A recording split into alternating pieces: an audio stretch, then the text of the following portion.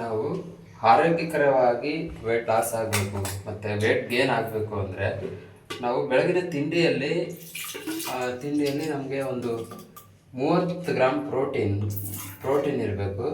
ಮತ್ತು vitamins, minerals ಇವೆಲ್ಲ rich ಇರೋ ಫುಡ್ ತಿಂದಾಗ ನಾವು ವೇಟ್ ಗೇನ್ ಅಥವಾ ವೇಟ್ ಲಾಸ್ ಆಗೋಕ್ಕೆ ಹೆಲ್ಪ್ ಆಗುತ್ತೆ. ನಾವು ಯಾವಾಗ ಬರೀ ಕಾರ್ಬೋಹೈಡ್ರೇಟೇ ತಿಂತೀವಿ ಆವಾಗ ನಮಗೆ ವೇಟ್ ಗೇನ್ ಆಗಲ್ಲ. ಹಸಿವು ಜಾಸ್ತಿ ಆಗುತ್ತೆ, ಜಾಸ್ತಿ ತಿಂತೀವಿ, ಜಾಸ್ತಿ ಆಗುತ್ತೆ, ಜಾಸ್ತಿ ತಿಂತೀವಿ, ಆದರೂ ವೇಟ್ ಗೇನ್ ಆಗಲ್ಲ. ಯಾಕೆ ಅಂದರೆ ನಾವು ಪ್ರೋಟೀನ್ ಇರೋದನ್ನು ತಿಂದಿಲ್ಲ ಅಂದರೆ ವೇಟ್ ಗೇನ್ ಆಗಲ್ಲ, ವೇಟ್ ಲಾಸ್ ಆಗಲ್ಲ. ನಾವು ವೇಟ್ ಲಾಸ್ ಆಗಬೇಕು ಅಂದರೆ ಕ್ಯಾಲೋರಿ ಮೇಂಟೈನ್ ಮಾಡಬೇಕು. ವೇಟ್ ಗೇನ್ ಆಗಬೇಕು ಅಂದರೆ ನಮ್ಮದು BMR ಎಷ್ಟಿರುತ್ತೆ ಅದಕ್ಕಿಂತ ಜಾಸ್ತಿ ಕ್ಯಾಲೋರಿ ತಿನ್ನಬೇಕು. ತಿಂದಾಗ ನಾವು ವೇಟ್ ಗೇನ್ ಆಗ್ತೀವಿ ಅಥವಾ ವೇಟ್ ಲಾಸ್ ಆಗ್ತೀವಿ. ನಾವು ನಮ್ಮ BMRಗಿಂತ ಜಾಸ್ತಿ ಕ್ಯಾಲೋರಿ ತಿಂತಿದ್ದೀವಿ ಅಂದರೂ ನಾವು ವೇಟ್ ಗೇನ್ ಆಗ್ತಿಲ್ಲ ಅಂದರೆ ನೀವು ಸರಿಯಾಗಿರೋದನ್ನು ತಿಂತಿಲ್ಲ ಅಂತ ಅರ್ಥ. ನಾವು ಯಾವಾಗ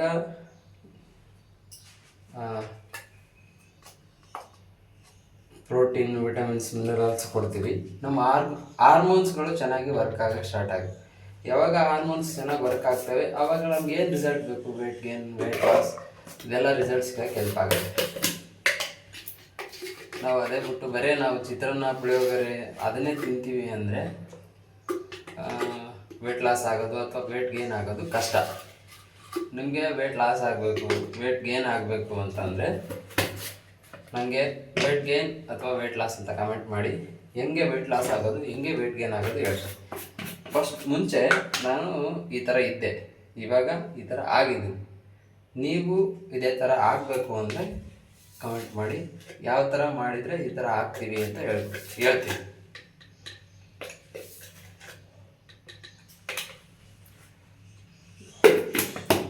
ನಾವು ಯಾವಾಗ ವೇಟ್ ಲಾಸ್ ಆಗುವಾಗ ಕ್ಯಾಲೋರಿ ಡಿಫಿಸಿಟಲ್ಲಿ ಇರ್ತೀವಿ. ಅಂದರೆ ಕ್ಯಾಲೋರಿ ಡಿಫಿಸಿಟ್ ಅಂದರೆ ಕಡಿಮೆ ತಿನ್ನೋದಲ್ಲ, ಕಡಿಮೆದ್ರಲ್ಲಿ ಎಲ್ಲ ಇರೋದನ್ನು ತಿನ್ನಬೇಕು. ಅದು ಬಿಟ್ಬಿಟ್ಟು ನಾವು ಕಡಿಮೆ ತಿಂದು ಅಂದರೆ ಒಂದು ಚಪಾತಿ, ಒಂದು ಸ್ವಲ್ಪ ಅನ್ನ ತಿಂದರೆ ಆಗಲ್ಲ. ಯಾಕಂದರೆ ಫಸ್ಟ್ ಆಫ್ ಆಲ್ ನಮ್ಮ ಊಟದಲ್ಲಿ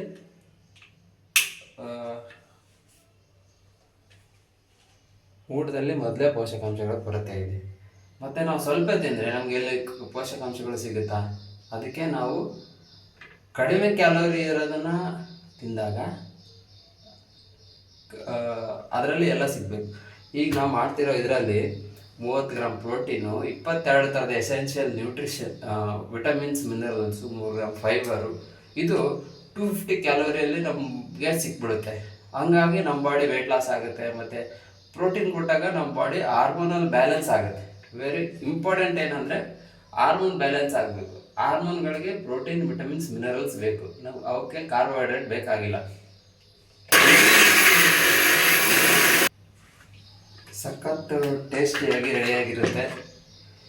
ನಿಮಗೂ ಯಾರಿಗಾದರೂ ವೇಟ್ ಲಾಸ್ ಆಗಬೇಕು, ವೇಟ್ ಗೇನ್ ಆಗಬೇಕು ಅಂತ ಇದ್ದರೆ ನಮಗೆ ಕಮೆಂಟ್ ಮಾಡಿ. ಯಾವ ರೀತಿ ವೇಟ್ ಲಾಸ್ ಆಗಬೇಕು, ವೇಟ್ ಗೇನ್ ಆಗಬೇಕು, ಹೆಲ್ದಿಯಾಗಿ ಯಾವ ರೀತಿ ಆಗಬೇಕಂತ ನಾನು ನಿಮಗೆ ಗೈಡ್ ಮಾಡ್ತೀನಿ. Thank you.